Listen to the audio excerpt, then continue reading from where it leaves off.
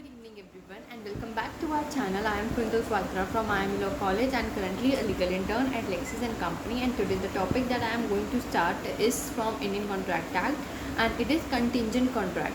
So today I will tell you about what are contingent contracts and what are the sections that are covered in Indian Contract Act 1872.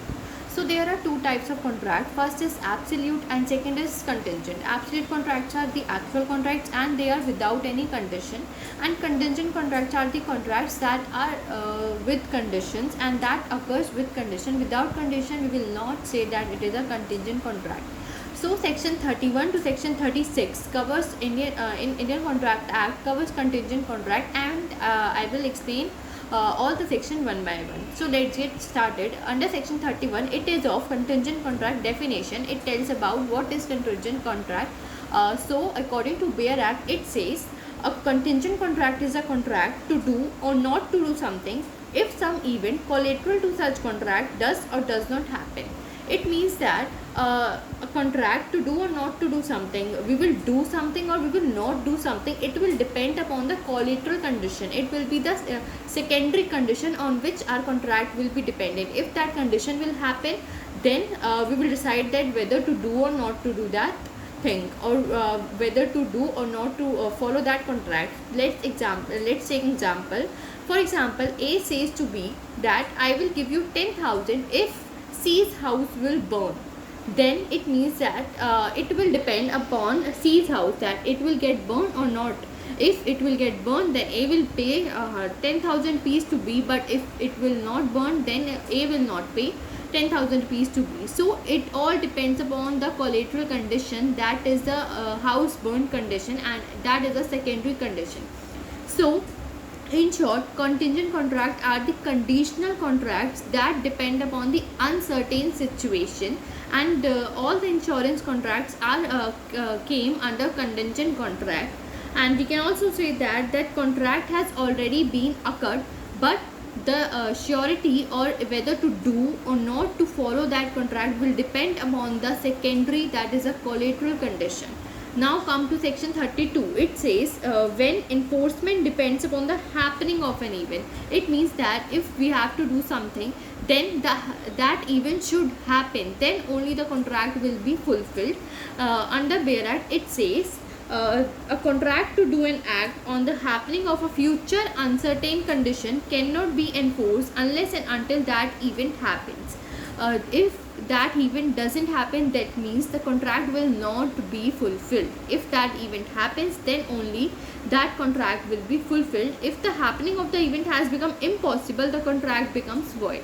But in case the happening of the event becomes impossible, that it could not be happen, first condition is that it happens and it not happens, right? If it happens, only then a contract will be fulfilled. But if the condition is such that it becomes impossible, then the contract will be automatically void. Now section 33 is opposite. It says when performance depend upon the non-happening of the event, that is a negative performance of the condition. Now the contract will be fulfilled only when the condition, that is collateral, will not happen.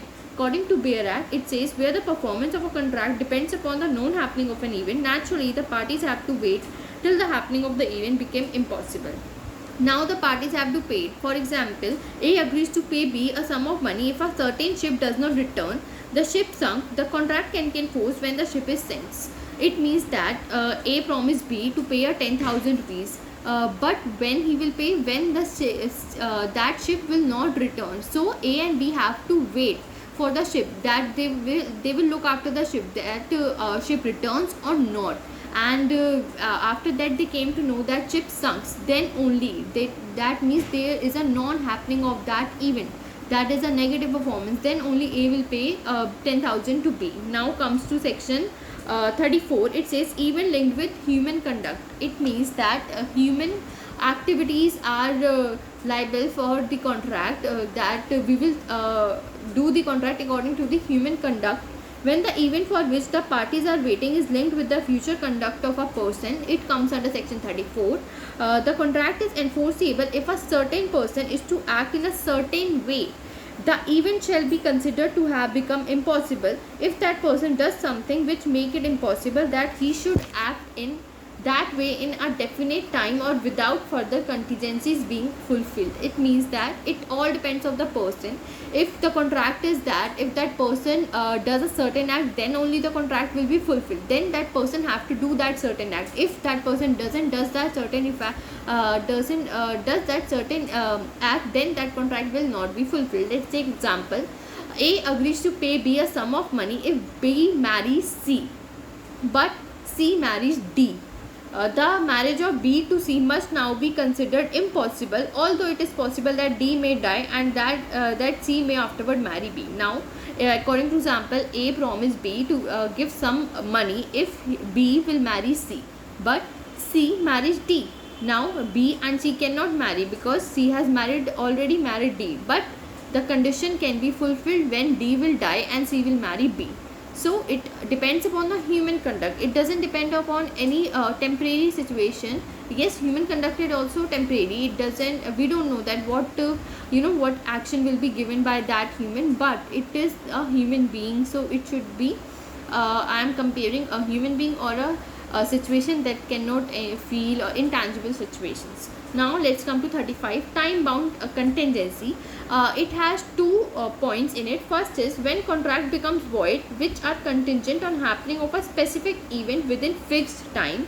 For example, A promised to pay B a sum of money if a certain ship returns within a year. The contract may be enforced if the ship returns within a year and become void if the ship is burned within the year. Now, it is a time bound contingency. If within that period of time the secondary condition has been fulfilled, then only the contract will be fulfilled, otherwise it will not be fulfilled. Second condition is that when contract may be enforced which are contingent on specified event non happening within fixed time. First was that happening of the event, it happens, that is a positive performance.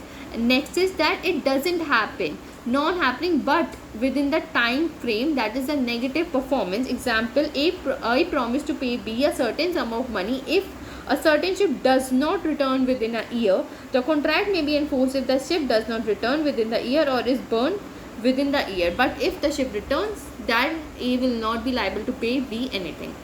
Now last section is section 36, impossible events. Agreements contingent on impossible events are void. I have told you before that if by any chance that event became impossible, that it could not happen, then that contract will be void automatically. They are void whether the impossibility of the event is known or not known to the party to the contract.